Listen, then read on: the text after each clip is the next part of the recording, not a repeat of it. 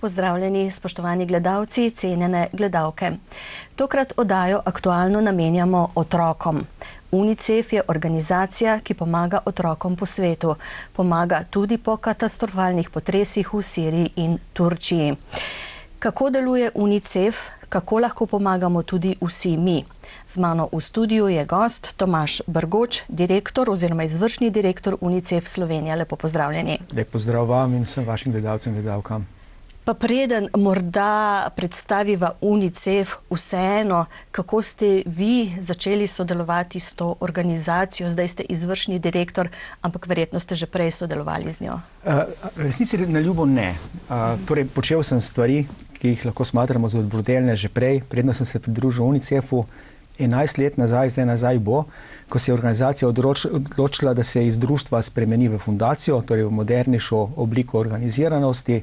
Ustanovitelj je takrat imenoval upravo, neprofesionalno upravo imamo, to so prostovoljci, člani uprave, in uprava je šla v proces iskanja izvršnega direktorja in tako so tudi mene povabili, če bi bil pripravljen sodelovati. Prej sem bil v podjetništvu, v biznisu, in zelo vesel sem bil tega povabila, z veseljem sem se odzval in ga ni dneva, da bi obžaloval to odločitev, da sem se pridružil takšni organizaciji, kot je UNICEF. No pa UNICEF je sklad Združenih narodov za otroke, deluje v okviru organizacije Združenih narodov. Kdaj je bil ustanovljen ta krovni UNICEF, s kakšnim namenom ali morda že deluje v vseh državah? Ja, takoj po drugi svetovni vojni, leta 1946 je bil ustanovljen. Ustanovljen pa je bil z namenom, da pomaga otrokom v od vojne porušeni Evropi. In to ne glede na kateri strani. Torej, ni gledal, katera država je tista, kjer otroci potrebujejo pomoč. Zanimivo je in vedno manj je teh ljudi, ki se tega spomnijo, ampak tudi Jugoslaviji in Sloveniji je takrat po drugi svetovni vojni UNICEF mnogo pomagal in je bilo mnogo lepih zgodb tudi o tem sodelovanju UNICEF-a po vojni, ko je Jugoslavija in Slovenija potrebovala pomoč. UNICEF je prisoten v 190 državah po svetu, torej tako rekoč v vseh državah in teritorijih. Ko bomo malo več povedali o našem UNICEF-u, bom pa povedal to razliko med tistimi državami, ki potrebujejo pomoč, in tistimi državami, ki smo toliko privilegirane, da je položaj pri nas vendarle boljši, da smo bolj mi za to, da pomagamo drugim, kot da drugi pomagajo nam.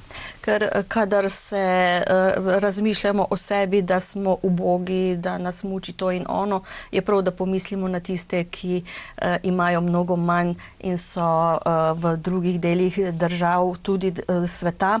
Ampak morda vendarle v okviru UNICEF-a delujejo darovalci, ambasadori, prostovoljci, ima pa, kot ste že omenili, tudi zaposlene. Torej, zakaj ima ta organizacija tudi zaposlene? Naša organizacija globalno ima zelo veliko zaposlenih. Prek 13,000 ljudi je na terenu.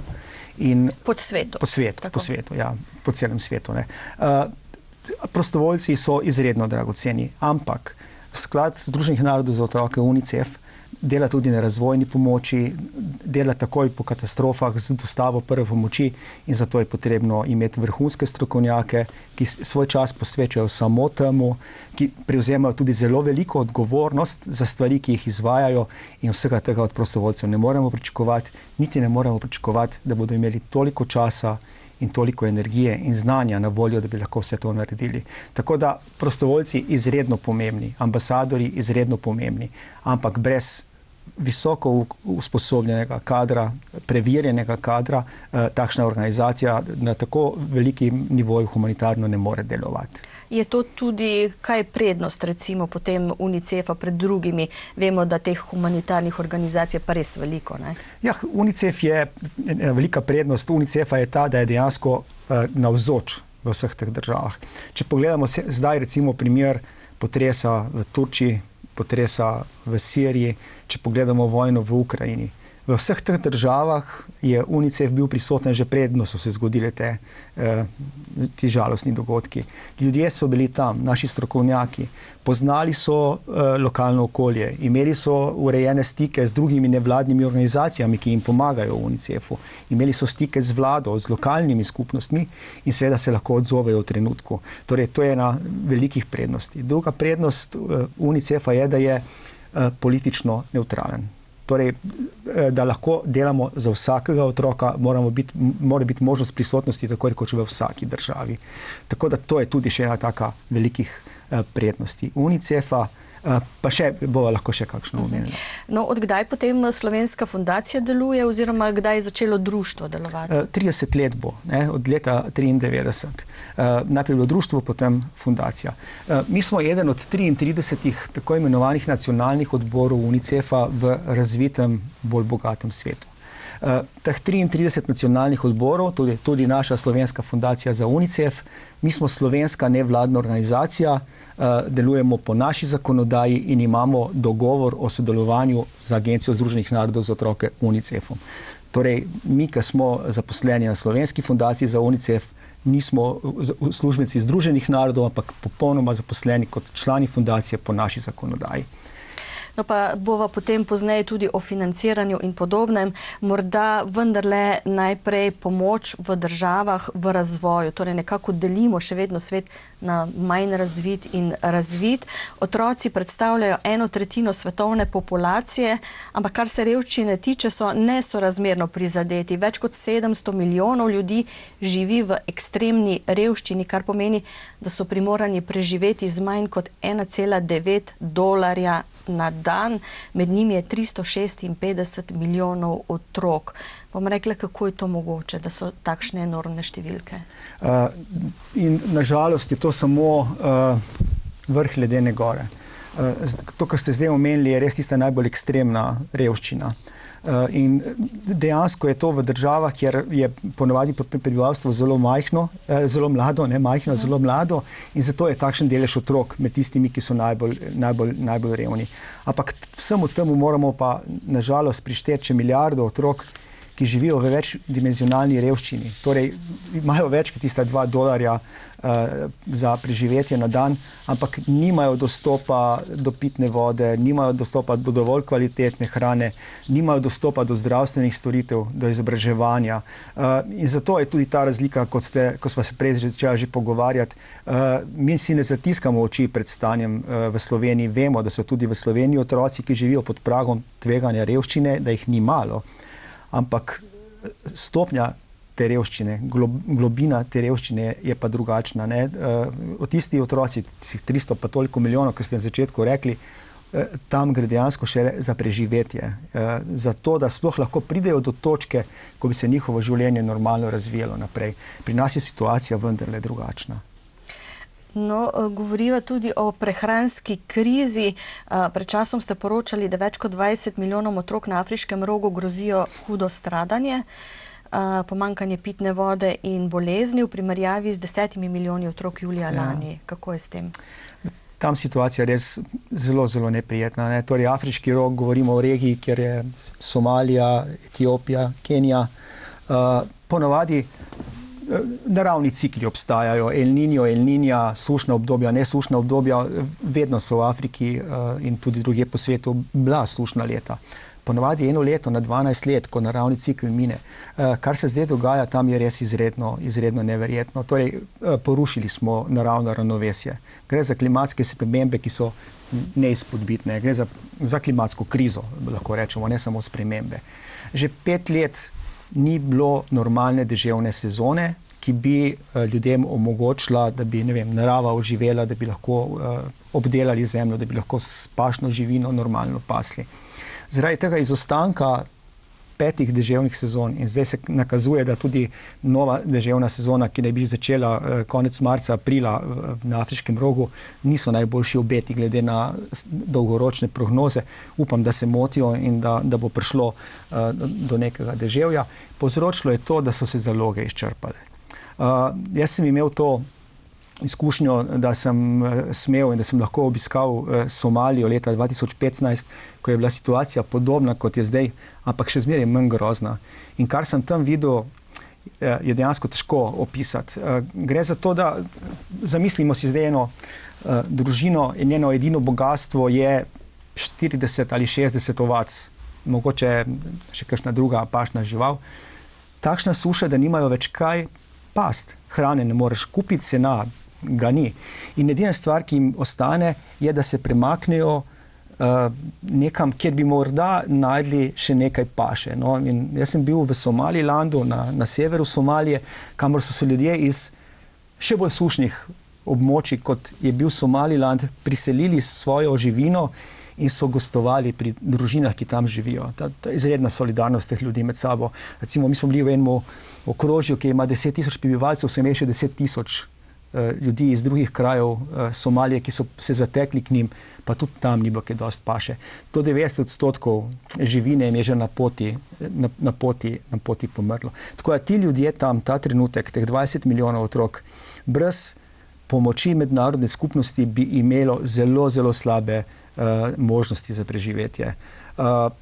Najhujšemu, torej temu, da bi se razglasila lakota, ker lakota to ne pomeni, da si lačen. Lakota je takšna krizna situacija, kot bi na primer v Velenju vsak dan 20 ljudi umrlo, zato ker nima kaj jesti. Šele takrat se govori o lakoti, drugače se govori o kronični podhranjenosti.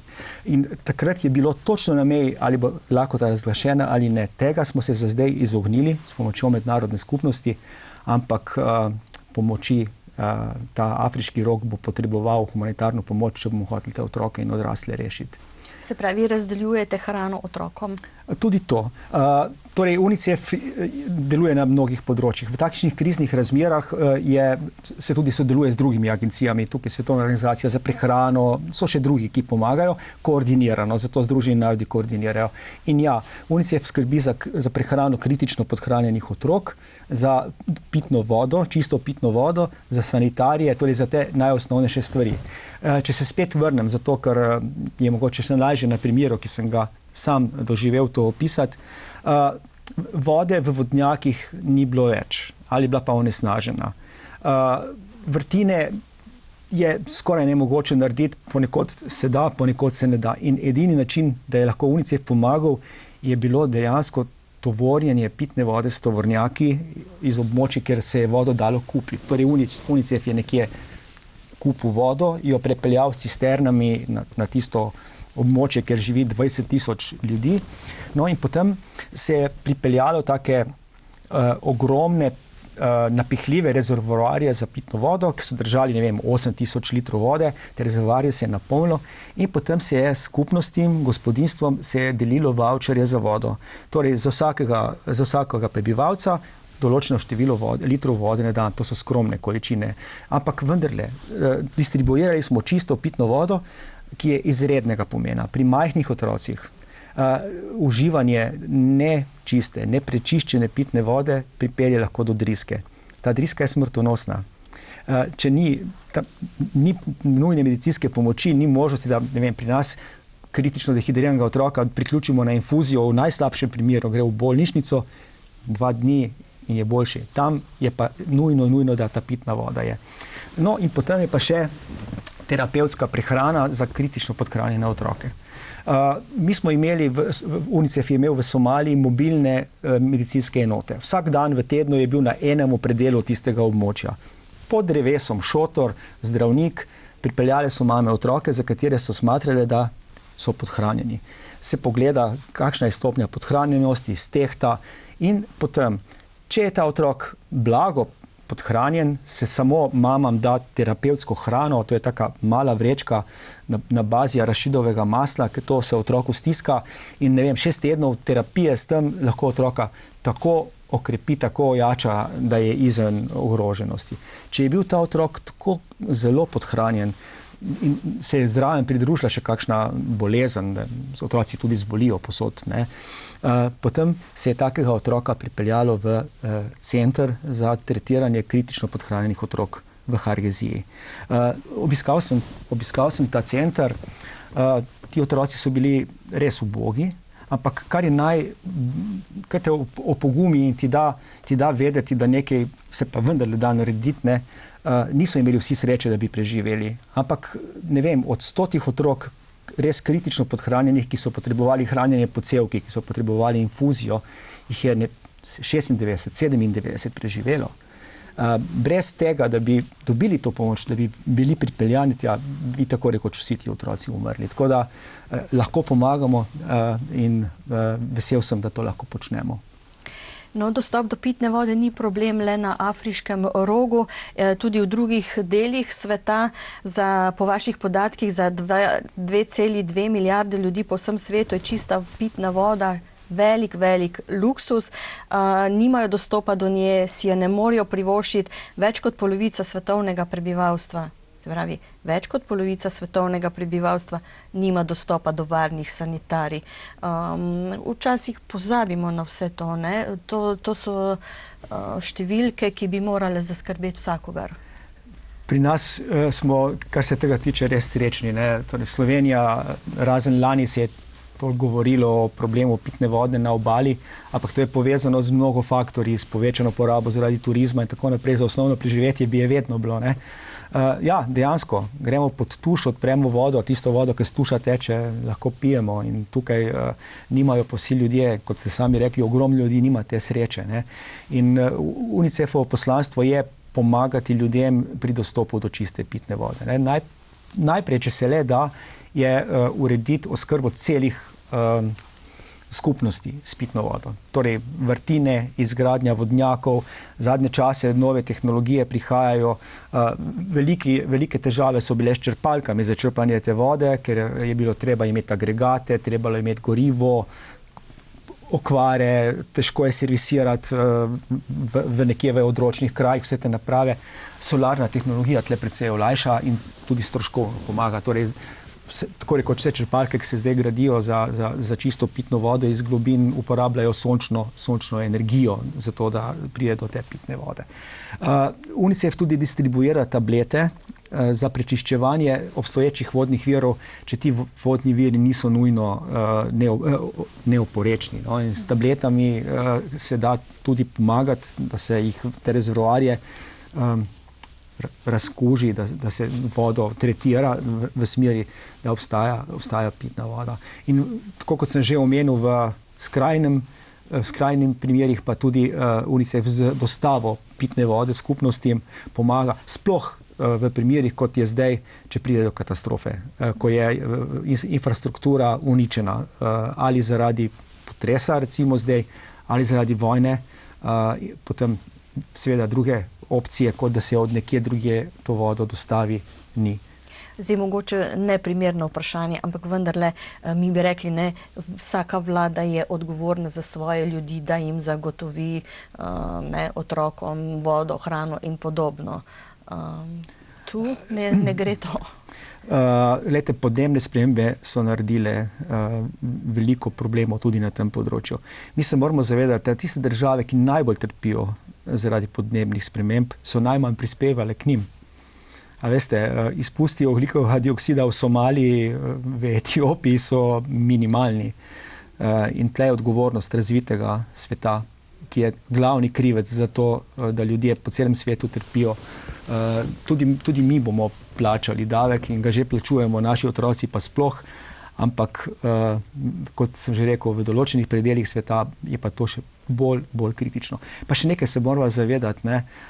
Omenili ste, vlade so odgovorne. A veste, obstajajo države, kjer dejansko je brez vlade že leta, ne? Če pogledamo nekatere države, poznajo samo vojno in konflikte. Žal je tako. Seveda, vsi bi si želeli mir, vsi bi si želeli vlade, ki bi bile odgovorne do svojih državljanov, ki bi poskrbeli za vsakega državljana. V Somaliji dejansko z nekaj zadnjih desetletij dobro funkcionirajoče vlade sploh ni bilo, ne? Državljanska vojna, uporniki in tukaj vmes so pa otroci, ki v nobenem primeru za te konflikte niso krivi.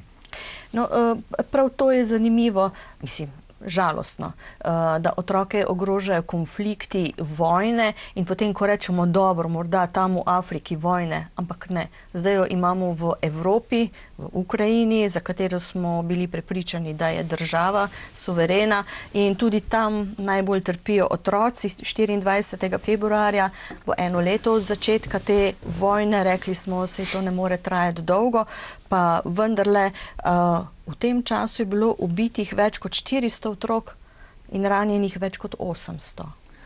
Danes zjutraj sem prebral izjavo novinarja Boštjana Videmška, ki je rekel, da je ena glavnih značilnosti vojn 21. stoletja tja, da se ne končajo.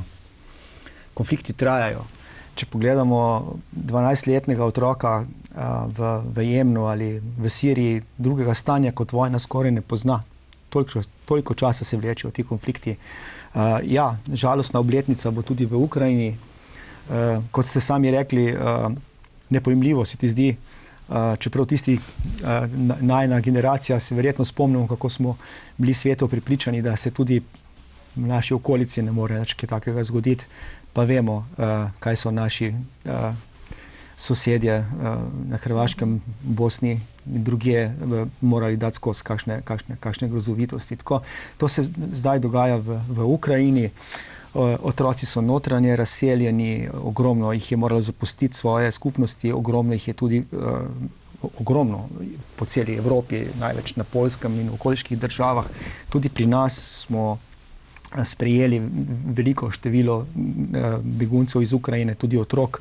To je taka lepa zgodba o solidarnosti, za katero bi si želel, da bi se, pa upam, da se nikoli ne bo treba, ampak da bi se ponovila, ne glede na to, od kje bi otroci prišli.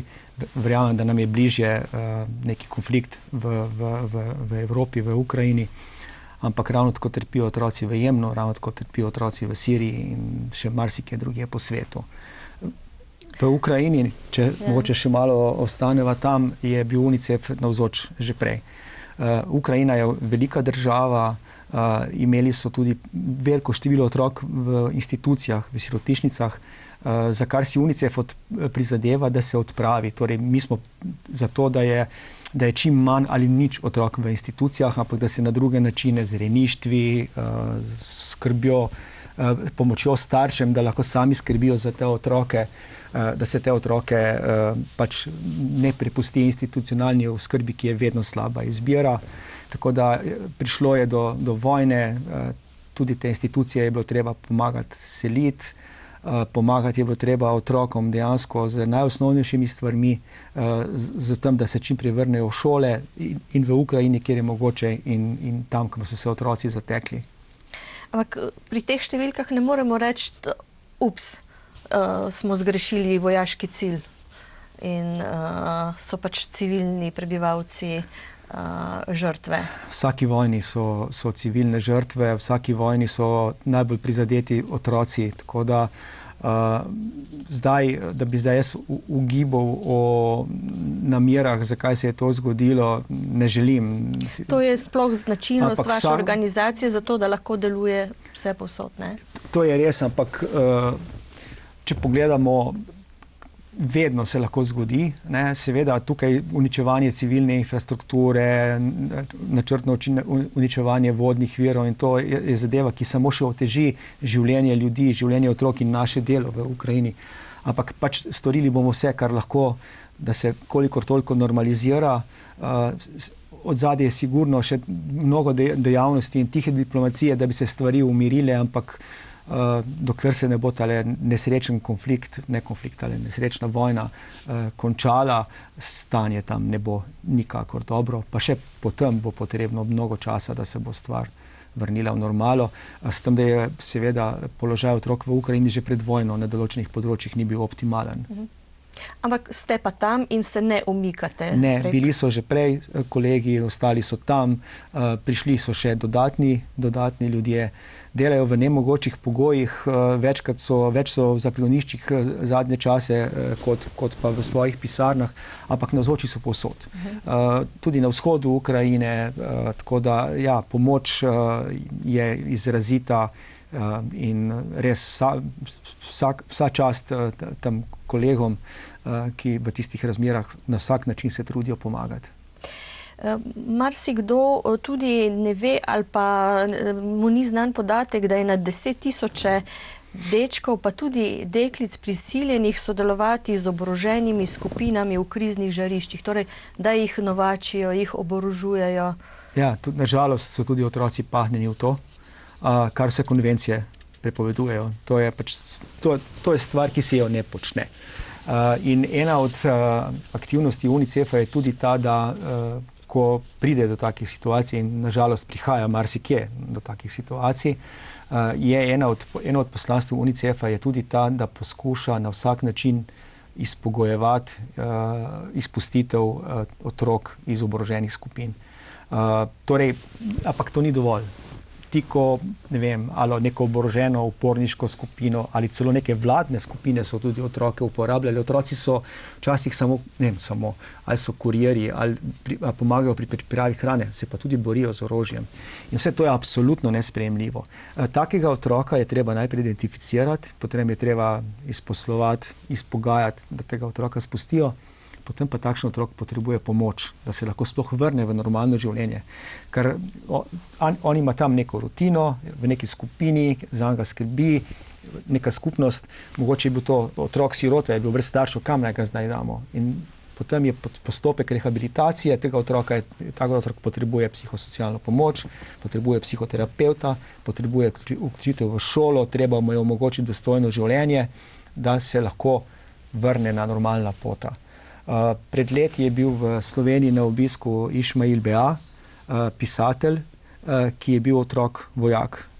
Napisal je knjigo Dolga pot domov, izpoved otroka vojaka, in njemu je UNICEF v Sierra Leone pomagal, da je iz oborožene skupine, kjer se je bojeval z orožjem, prišel ven, omogočili so mu izobrazbo, šolanje, potem se je za kar nekaj časa preselil v Združene države Amerike, kjer je tudi dokončal univerzo, začel s pisanjem. Zdaj se je pa vrnil v Sierra Leone pred par leti skupaj z družino.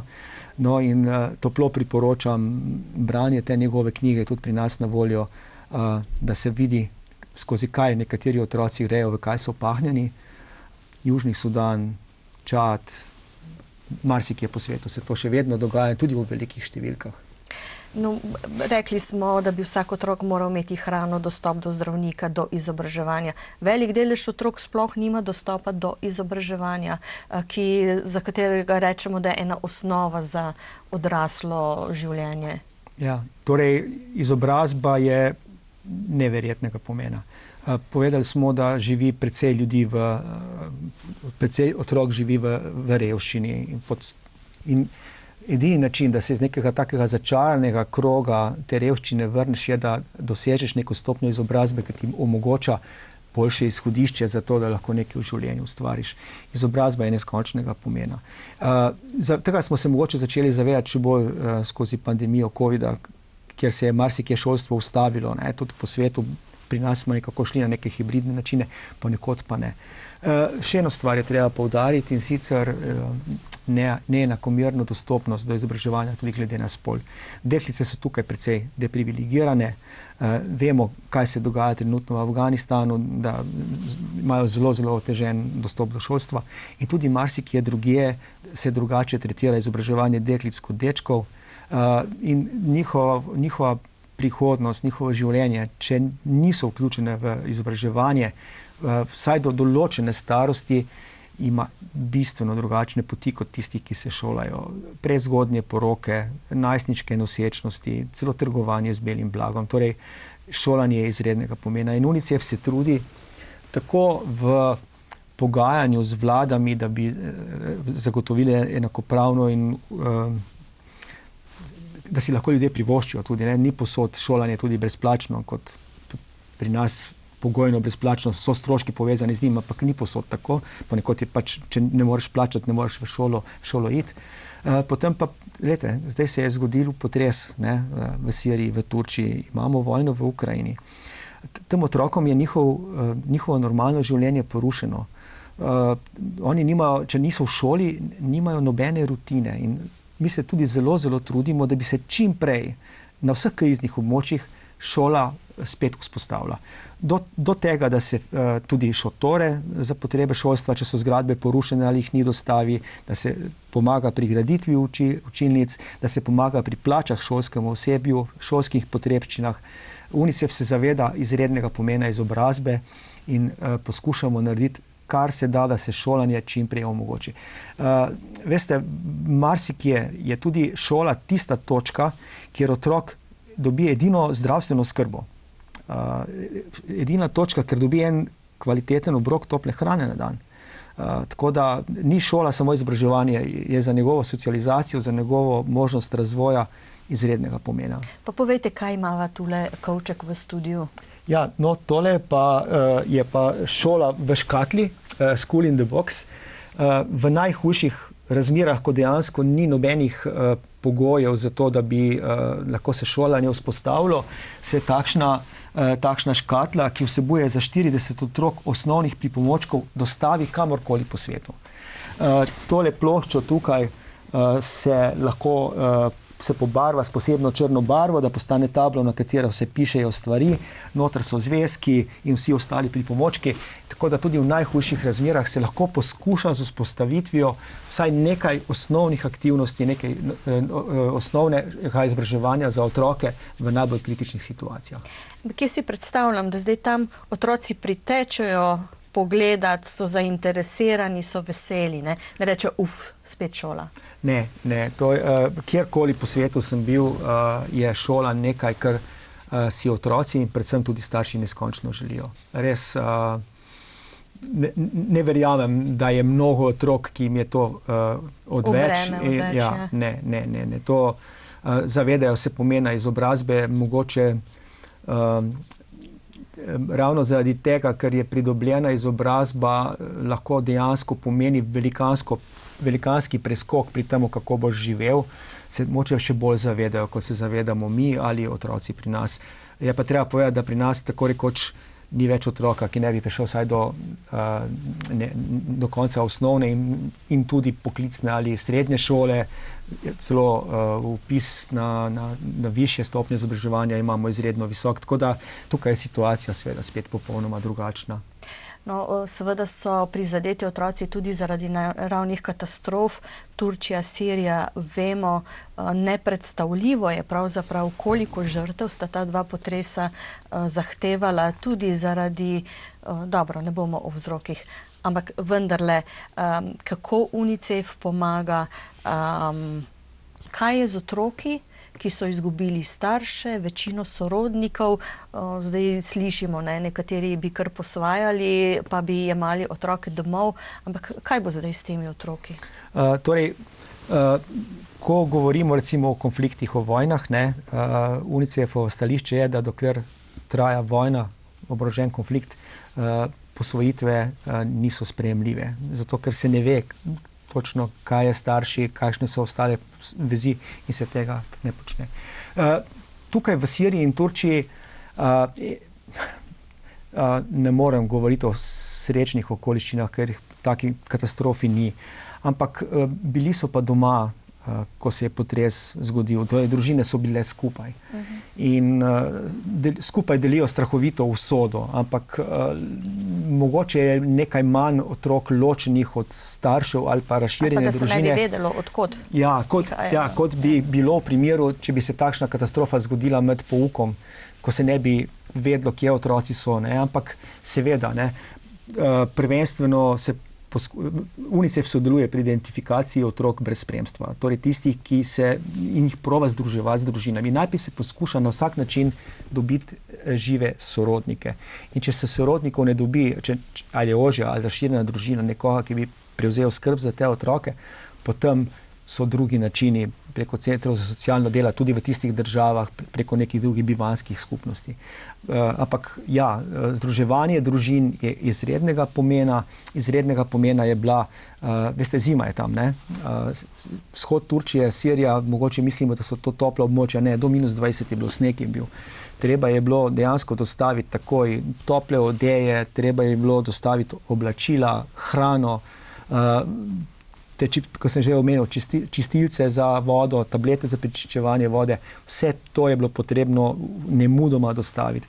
Prednost UNICEF-a je točno ta, da ima to logistiko izredno urejeno. Torej, za primer naravnih nesreč, za primer drugih konfliktov imamo izredno veliko in moderno logistično skladišče v Kopenhagnu, kjer je centralizirana nabava, imamo ljudi na terenu, ki tudi znajo določiti, kaj je najbolj potrebno, da se dostavi res tisto, kar je potrebno in da se ne obremenjuje z dostavo stvari, ki jih ta trenutek ne potrebujejo. Sedaj potrebujejo zimske zadeve, hrano, vodo, osnovne stvari.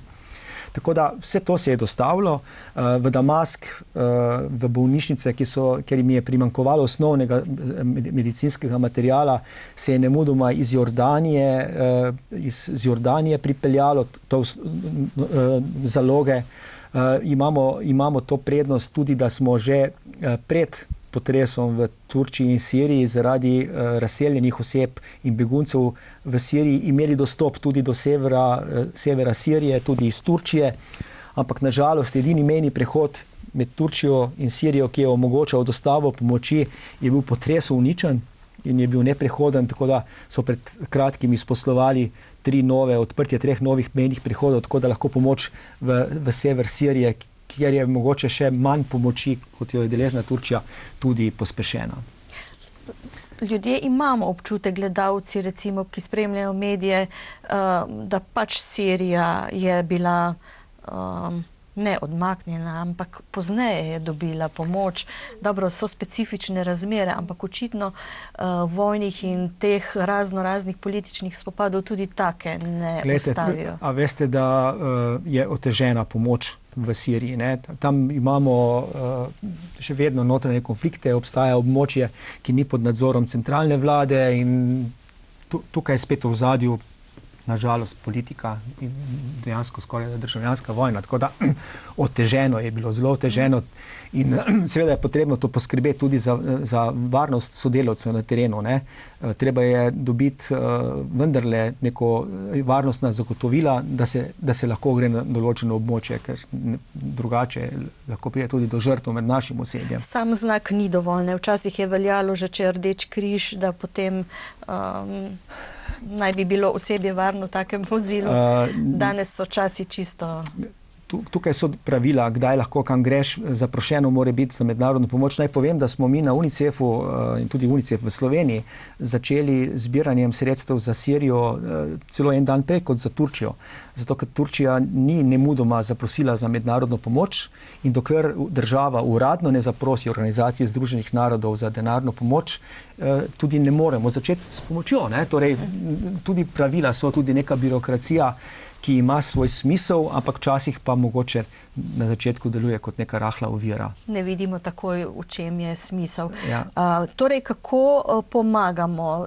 Vi zbirate denar? Ja, mi zbiramo denarna sredstva. Torej, UNICEF v Sloveniji, pa tudi drugje, se osredotoča na zbiranje denarnih sredstev. Dostava pomoči v obliki, kot sem prej rekel, odej, toplih oblačil, vsega ostalega poteka organizirano in centralizirano. Torej, ne zbiramo oblačil, pa da bi jih distribuirali tja, ker je to predrago, ker je logistično izredno naporno in ne bi bilo smiselno, je boljše pomagati z denarjem in se potem nakupi, kar je potrebno. UNICEF poskuša tudi pomagati lokalnemu gospodarstvu, kot se da. Torej, čisto banalno, zakaj bi pri nas kupovali odeje po 6 evrov, jih vozili v Turčijo, če jih lahko v Turčiji kupimo po 2. In to je ta smisel, da se pomaga z denarjem, ne. Torej, ja, mi smo še takoj v zbiranje sredstev, ljudje so se in podjetja zelo lepo odzvali, tako da mi smo zdaj sredi naše akcije. Marsikdo od naših gledalcev je verjetno dobil tudi našo pošto na dom. Pomagate lahko na mnogo načinov, lahko se obišče našo spletno stran unicef.si. Tam je več ali manj opisano vse, kaj počnemo in na kakšen način se lahko donira. Vedno se pa lahko tudi, mogoče še najenostavneje, pomaga tudi s poslanim SMS sporočilom.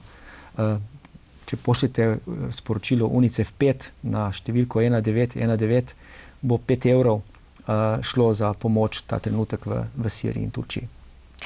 Dobro. Ob koncu bova še enkrat pozvala, da naj pomagajo. Povedali ste, zakaj zbirate denar, kako poteka logistika.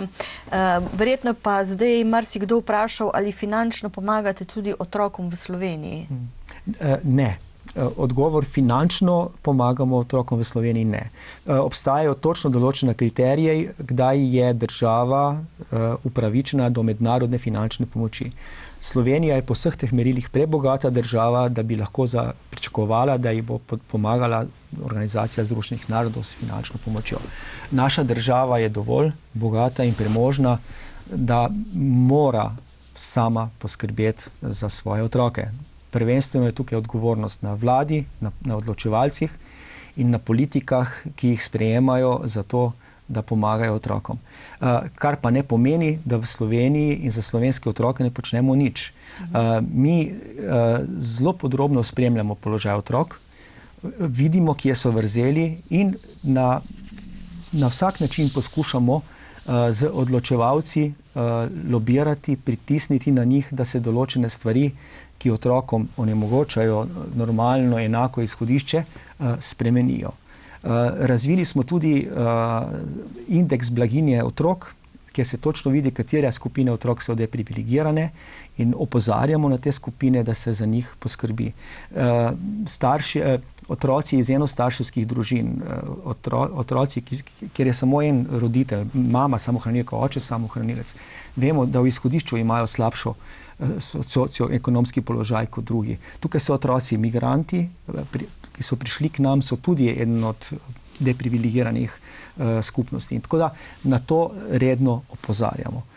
Imamo pa tudi še mnoge druge programe, ki se jih lahko dotakneva v bodoče. Mogoče kar zdaj te varne točke, 1075 jih je v 120 krajih po Sloveniji, to so tiste hišice. Kako pravzaprav te točke deluje, oziroma ali tisti, ki so zaposleni recimo v trgovini ali pa v kakšnem salonu in imajo to oznako, gredo skozi kakšno usposabljanje? Ja, seveda. Imamo podpisan dogovor za vzpostavitev varne točke, ki je tudi točno določeno, katere elemente varovanja otrok morajo upoštevati in grejo skozi izobraževanje. Naj povem, da imamo, kot ste dejali, veliko število varnih točk po celi Sloveniji. V Sloveniji se 97% otrok, ki se znajdejo v stiski, imamo to srečo, se obrne na starše. Torej, starši so prvi, na katere se otrok, če mu nekaj ni tako, kot bi moralo biti, obrne. Tisti, ki se ne obrnejo na starše, nekateri se lahko tudi prva točka, ne vem, šolska svetovalna služba in tako naprej. Nažalost je pa še vedno kar nekaj otrok, kjer je lahko vir težav družina, kjer je lahko vir težav medvrstniško nasilje v šoli in se tega pravilno ne naslavlja in potem se pač obrnejo na nas. Naši prostovoljci, ti ljudje, ki so na teh varnih točkah, so prostovoljci, so tam zaposleni in imajo samo osnovno znanje, kako otroka pomiriti, kako ga poslušati in potem, če so v dilemi, kako ukrepati, pokličejo nas in potem skupaj ugotovimo, kaj je za narediti. Mi potem same obravnave tega otroka ne počnemo mi, ampak se pokliče, če je nujno, če je ta otrok bil zlorabljen, če je ta otrok bil fizično nasilje nad njim izvršeno, center za socialno delo, krizni center, policijo, torej poskuša se ga usmeriti in mu dobiti pomoč, ki jo tisti trenutek najbolj potrebuje. Zadnje čase se vedno več otrok tudi zaradi duševnih stisk obrne na varne točke in spet poskušamo dobiti način, da se takšnemu otroku pomaga. Je pa dosti tudi lepih obiskov varnih točk, recimo otroci pridejo pa povejo, našli smo kužka, a lahko naredimo plakate, pa jim tam v varni točki dajo papir, pa narišejo. Torej, ni vedno, da se otroci obrnejo na varno točko, samo ko je nekaj narobe, zaradi medvrstniškega nasilja ali kaj podobno, ampak jih spodbujamo, da pridejo tudi, ne vem, pokazati šolsko nalogo ali pa se pogovoriti. No, priznam, da sem pričakovala večjo številko. V preteklem šolskem letu so posredovali podatke z vašega UNICEF-a, da so varne točke zabeležile 18 obiskov otrok, takih, ki so imeli resnejše težave, v 59 primerih pa manj. Torej, vendarle niso neke grozne številke. Kot sem rekel, če en otrok pride pa reče, ne vem, nimam telefona, bi rad poklical starše ali pa če potrebuje obliž, zato, ker se je popraskal, teh stvari niti ne beležimo. Tako da to, kar ste povedali, so dejansko bili primeri, ko je bila potrebna nadaljna obravnava. 18. Strašno sem vesel, da je teh 18 otrok, ki očitno ni imelo družinskega okolja, kjer bi si upalo poiskati pomoč, ki ni imelo vrstnikov, ki bi jim pomagali, ki ni imelo nobenega razumevajočega odraslega in so na koncu prišli v njim neznan prostor samo zaradi te nasmejane hišice in so vedeli, da tam lahko dobijo pomoč, da so prišli. Meni se zdi 18 otrok, ki jim je bilo zaradi obiska varne točke pomagano ogromno. Tudi veliko, seveda, vsak šteje, tudi če je eden. Omenili ste duševne stiske, zlasti v času pandemije je bilo teh duševnih stisk med otroki in mladimi veliko. To je zaskrbljujoče, če vemo, da se polovica vseh duševnih težav začne že pred 15 letom starosti. Torej 75% motenj pa se razvije do 25. leta starosti. Torej gre za zelo občutljivo obdobje, v katerem bi bilo dobro prepoznati vsako stisko. Absolutno. Pandemija je to v bistvu priplavila na površje. Že prej smo in mi in partnerske organizacije, ki se s tem ukvarjajo, videle, da se področje duševnega zdravja otrok slabša. Tempo življenja je vedno hitrejši, neskončno število impulzov, spletni dostop. Otroci so stalno pod nekimi impulzi, pod pritiskom uspešnosti in tako naprej. In zdržijo, dokler zdržijo. Pandemija je to strašno zaostrila. Moje leto ali vaše leto življenja, ki smo ga živeli pod nekimi ukrepi, pa z manj socialnimi stiki, ni pustilo, upam, prehudih posledic. Ampak otroku eno leto normalnih stikov, skozi katere se definirajo, skozi katere ta socializacija sploh poteka, je bilo pa zelo, zelo težko za njih. In to se je pokazalo z povečanim številom potrebnih obravnav. Mi delamo na več nivojih na področju duševnega zdravja. Ena prva stvar, ki jo bi radi naredili, je to, da bi normalizirali sploh pogovor o čustvih, da bi normalizirali pogovor o duševnem zdravju. Še prepogosto je to stigma, še prepogosto so otroci, ki so v stiski, bojijo nasloviti, vprašati za pomoč, ker si mislijo, da jih bodo drugače gledali, da pač neprijetno jim je. To bi moralo biti popolnoma normalno. Naj pa povem, da ko je otrok ali najstnik v takem počutju, da potrebuje pomoč, te pomoči ne more dobiti od vrstnikov. Pri duševnem zdravju, pri duševnih stiskah je nujno potrebna pomoč odraslega, razumevajočega, usposobljenega odraslega. Mi, kot pravim, poskušamo senzibilizirati učitelje, starše, da prej mogoče ugotovijo, kdaj otrok potrebuje določeno pomoč, potem pa pridemo do točke, ki je pa tudi problematična, dostopnost do pomoči. Imamo premalo pedopsihiatrov v Sloveniji, imamo premalo psihoterapevtov, otroci predolgo čakajo na prvo obravnavo. Ta obravnava, možnost obiska pedopsihiatra je zelo različna od regije do regije, ponekod je tudi 60 km oddaljen prva takšna pomoč. Se spreminjajo zadeve, nismo edini, ki opozarjamo na to in upam, da bo vlada, država prisluhnila, da bodo naredili programe, da se bo to čim hitreje popravilo. So premiki.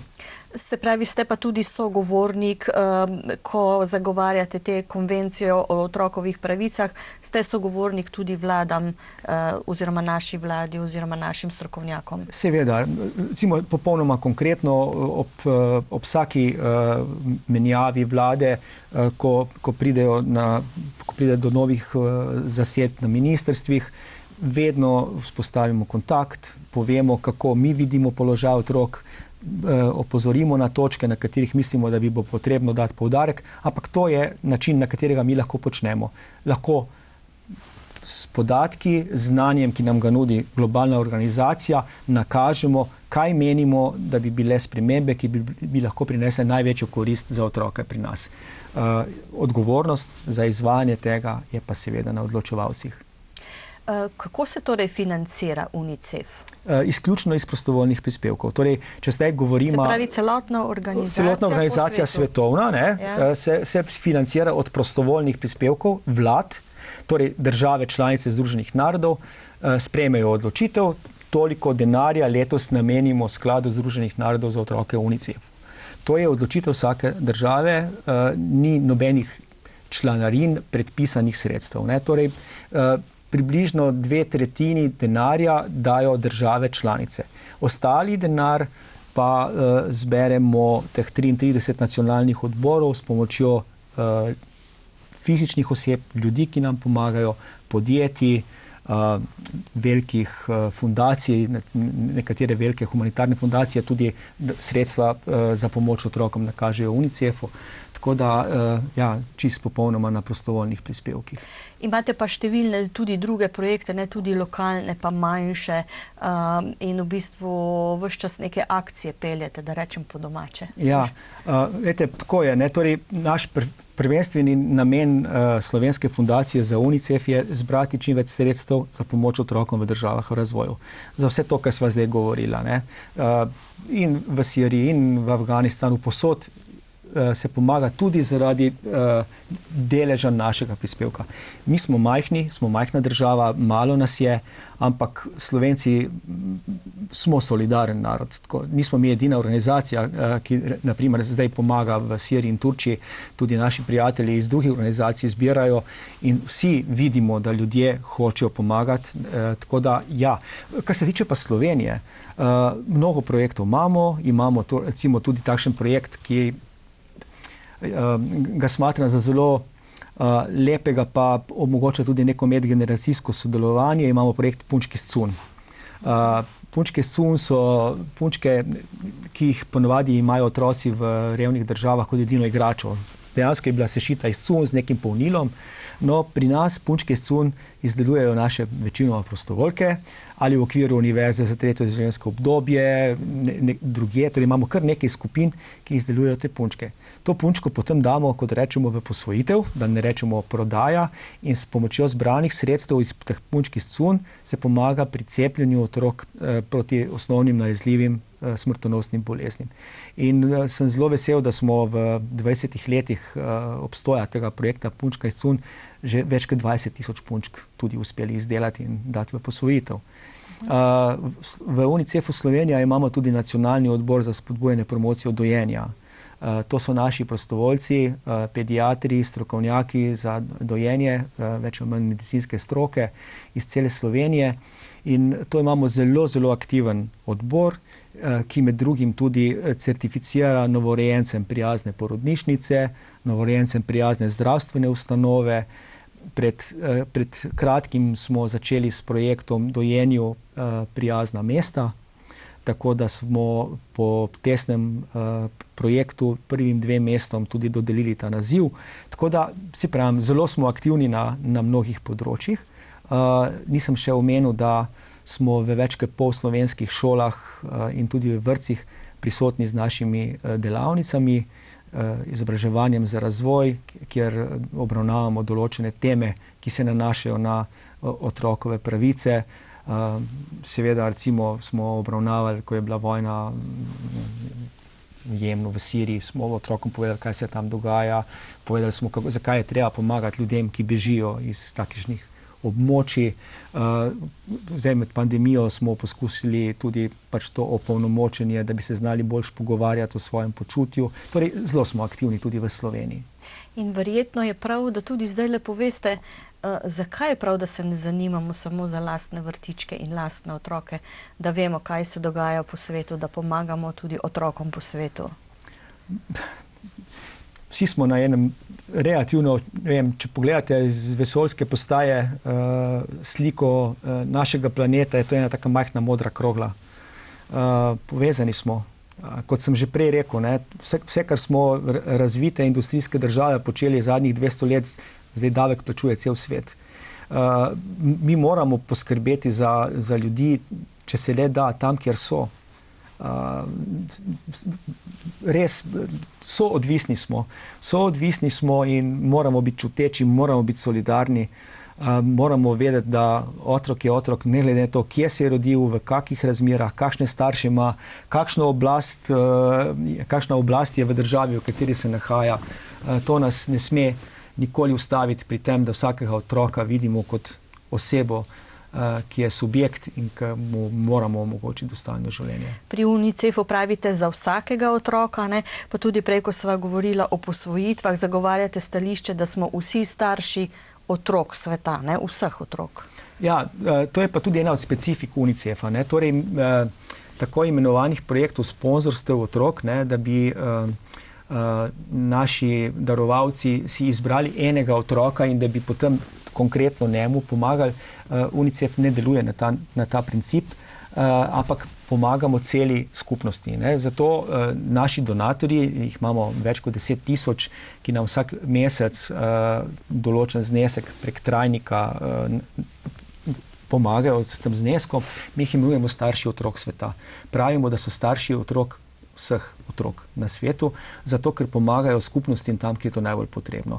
Torej, tudi s programom teh staršev otrok sveta smo imeli že določene stvari na voljo takoj, ko se kakšna kriza zgodi. Še predno smo z akcijami štartali, se je lahko denar že uporabil tudi za to. Ne.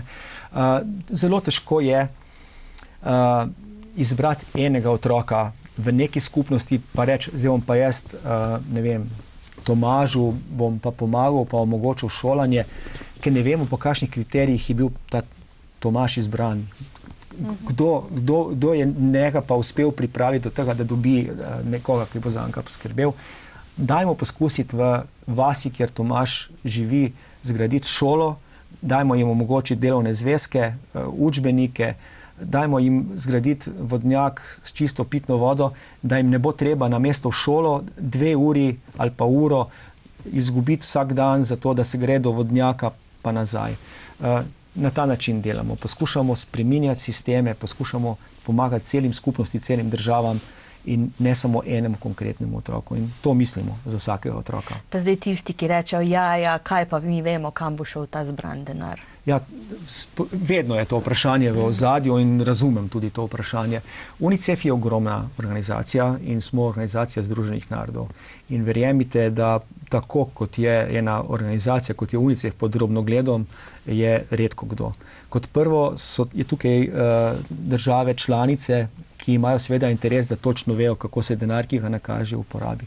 Sistem poročanja, sistem nakazil, finančnih transferjev, to je izredno kontrolirano. Zunanje revizije vseh finančnih poročil, ki se izdelajo, so narejene.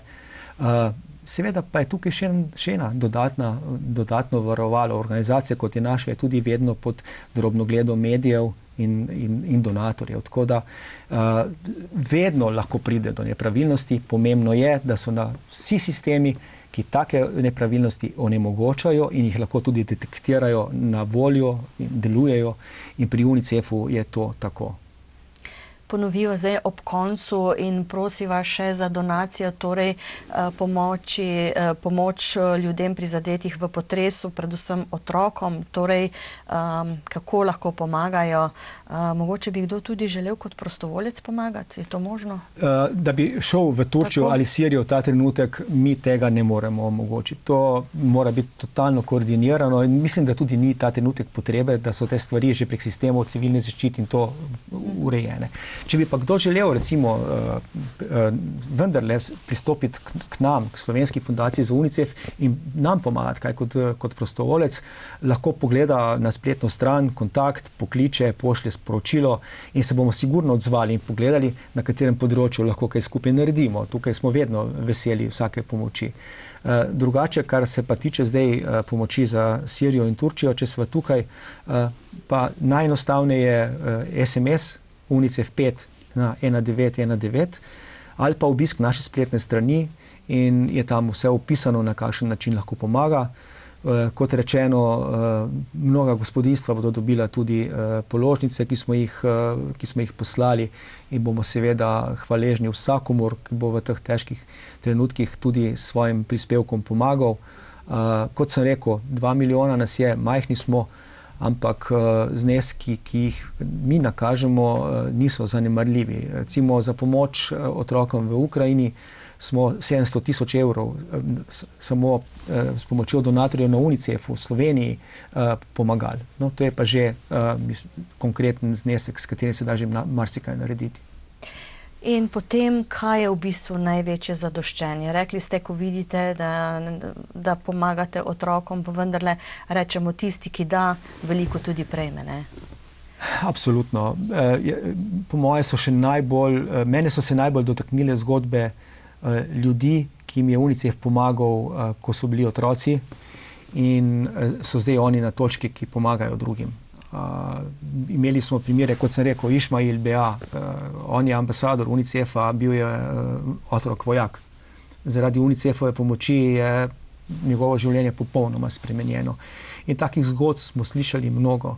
In vsaka takšna zgodba se dotakne. No, jaz pa si, kot rečeno, ko sem videl 3,5 kg težke 2-letne otroke in slišal, da so potem preživeli, to je tisto, kar me najbolj navdaja s tem, da je vendarle vredno in da ne obupaš, kljub temu, da bi si želel nekako po logiki stvari, vsako leto bi moralo biti boljše. In dejansko zadnja desetletja je bil velik napredek narejen. Stopnja umrljivosti novorojenčkov po celem svetu se je zmanjšala. Verjetnost preživetja do 5. leta se je bistveno povečala. Dostop do šole, do pitne vode. Vsi kazalci so bili izredno pozitivni, ampak žal nam jih zadnja 3 leta ustavljajo. Ker morate vedeti, pandemija je recimo tudi to dosegla, da programi cepljenja po svetu niso potekali tako, kot bi morali. In otroci umirajo zaradi stvari, zato ker cepiv niso dobili. Torej, zelo povezano je, ampak mi bomo naredili vse, kar je v moči pri nas v Sloveniji, da čim bolj pomagamo otrokom v državah v razvoju, da čim bolj opozarjamo na pomanjkljivosti pri nas in da smo čim bolj v kontaktu z otroci. Še ena zadeva je pomembno, poslušati jih moramo. Participacija otrok. Dostikrat preveč odločamo, kaj je najboljše za njih, brez da bi jih vprašali. In to je še ena pomembna vloga naše fundacije.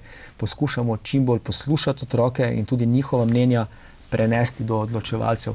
Nimajo svoje stranke, nimajo svojega sindikata kot kakšna druga skupina in moramo mi pomagati na tem področju. Hvala lepa, hvala za vaše delo in seveda hvala za obisk v studiu in upajmo, da bo zbrane čim več pomoči, da bo čim več otrok se razvilo v take pametne mladeniče in mladenke, ki bodo krojili prihodnost. Tudi jaz si želim, da bo tako. Najlepša hvala za vabilo. Hvala lepa. Torej, še kdaj? Veseljem. Hvala pa seveda tudi vam, spoštovane gledalke, cenjeni gledalci, za pozornost. Pomagajte, če lahko, sicer pa še lep večer naprej vam želimo.